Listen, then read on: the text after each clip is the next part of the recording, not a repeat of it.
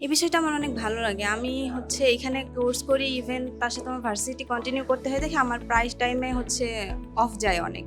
তো তখন তারা ২ দিনের বেশি যখন আমি অফ দেই, কল দেয়, আমার কাছে ভাল লাগে যে না, তারা আমার খোঁজটা নিতেছে, যে তারা আমি যে আসতেছি না এটা তারা খেয়াল করতেছে। মানে এই ইনস্টিটিউটটা এত ভালো যে কে আসলো, কে না আসলো, খোঁজ নিবে, দেখবে না সে কি অসুস্থ হয়েছে নাকি, কেন আসতেছে না। এই জিনিসটা অনেক ভাল লাগে। মানে মনে হয় না তারা আমার সাথে আছে, তারা সবসময় আমার সাথে এভাবে থাকবে। এটা আমার কাছে অনেক ভালো লাগে।